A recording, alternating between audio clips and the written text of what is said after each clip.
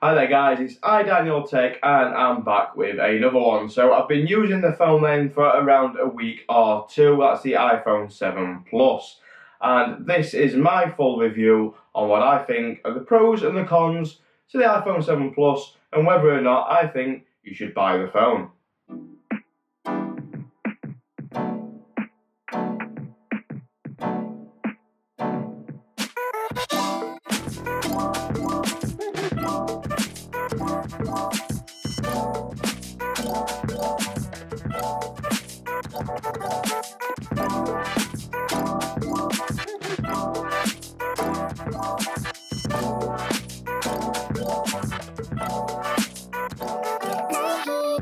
So first things first then, Apple did say they made the phone 25% louder with the stereo speakers. Now you've got a speaker, which is the earpiece, also acts as a speaker and it shoots out this way, but then you've also got the bottom grill here with the speaker where it used to be anyway, and that shoots out this way. It is a bit of an odd setup, but when you're holding the phone like this, it does basically bounce the sound off your hand, acts as like an acoustic barrier and bounces the sound towards you. And I can tell you, in some cases, I've been sat there thinking, the phone's a little bit loud, or the music's a bit loud that's been coming out of it. Whether that's been because I've been in a silent environment or not, I'm not too sure. But it definitely sounds like, to me anyway, that it's more than a 25% boost in sound. I don't know what you guys have been thinking, but do hit that down there in the comments.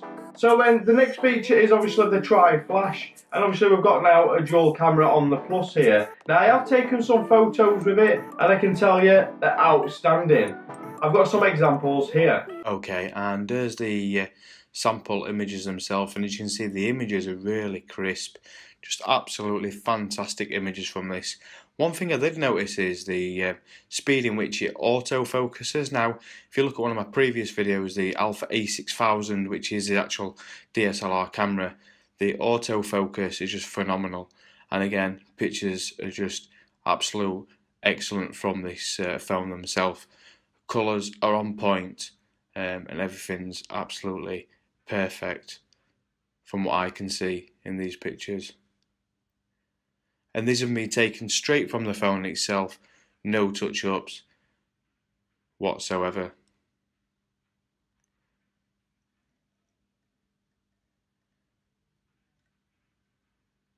It looks like it's fantastic at taking macro images, and that's even without the new camera feature that is going to be coming shortly to the phone. And I just can't wait for those features to keep coming for the camera itself.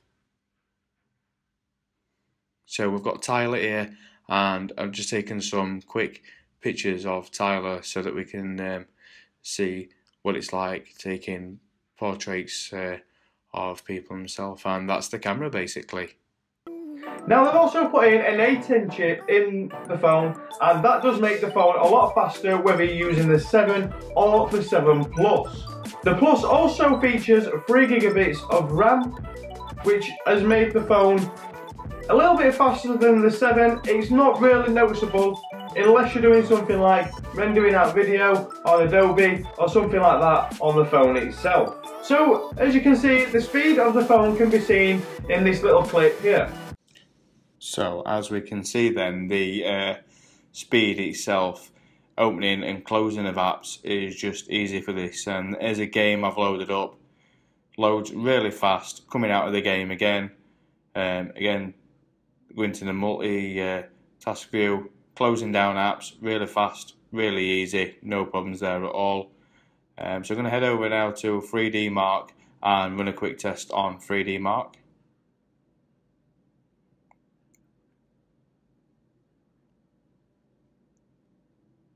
And a few problems at first and getting back to the original screen to initiate this test. But once I do get into the test and actually start running it, as you can see from the results that follow, there's no problems at all whatsoever with this particular test. And it's just running through all of the different variations of the test that it actually does run through.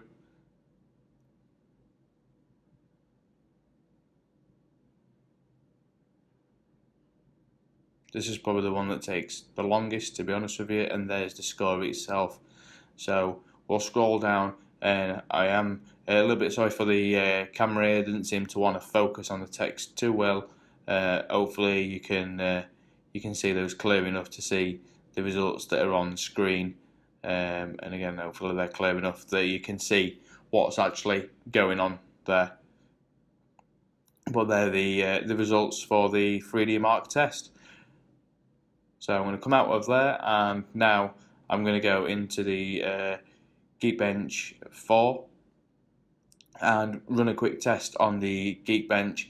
I did skip ahead in this test because it were taking a while just to run through everything, because obviously it is a really in-depth test that this run. And you can see it's just initiating tests on each thing that it runs, and here is the actual skip ahead and then the result, and the results on this are outstanding. I had a closer look into some of the results, and the processor in this is actually beating the iPad Pro. It gives you like a little graph or bar chart showing you results for each one, and that was the test, guys. Now the other good thing is that Apple have waterproofed the phone. However, it's not something that I'm going to test because Apple have covered themselves with the small print on their website. Now, however, there is YouTubers that have tested it, and if you want to watch their videos, then you can go to the links that I put in the description below.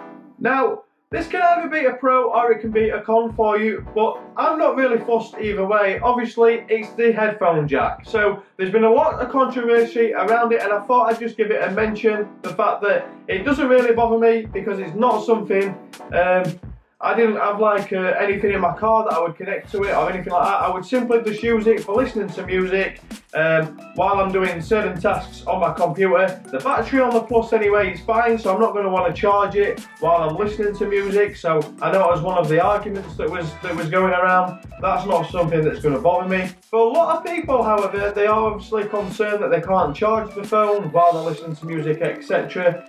Belkin have brought out an accessory which you can plug into the bottom of the phone, and that will give you the two lightning ports that you're desiring. So all in all, guys, I do believe that the phone itself is excellent. There is obviously some other phones out on the market which are good competitors to the phone. There was the Note 7, but unfortunately Samsung have had to cancel that and bring that out of production because of safety reasons that I'm sure we're all aware of. There's also the Google Pixel. Google have just brought out an amazing phone. It's got an amazing camera. Also, it's said there's not been any actual testing on it yet, and because it is new, completely new to the market, it is still to be kind of proven. So yeah, there is other phones on the market that you can check out against the 7. So guys, these are my thoughts on the 7 Plus, and I'm absolutely happy with it. I'm overjoyed. Couldn't be any better for me. Simply, I think the reason is because I came from the iPhone 6 and I've jumped right up to the 7 Plus. So that's probably the main reason why I can see the biggest differences. And I've got to tell you, I'm really happy with it. The finish on this as well with the matte black is absolutely gorgeous. It does get marks on it, but it also cleans very easy. Also, this is meant to be the best finish for ruggedness and toughness. So if you get scratches on there, if they're just a light scratch, it just kind of wipes away.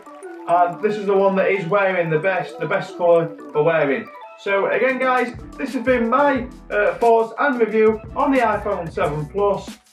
Thank you for watching as always. Any comments, please do hit those down below. Likes do help, guys. Let's see if we can get some likes on this channel. And as always, guys, don't forget to subscribe. I've been Daniel. Peace.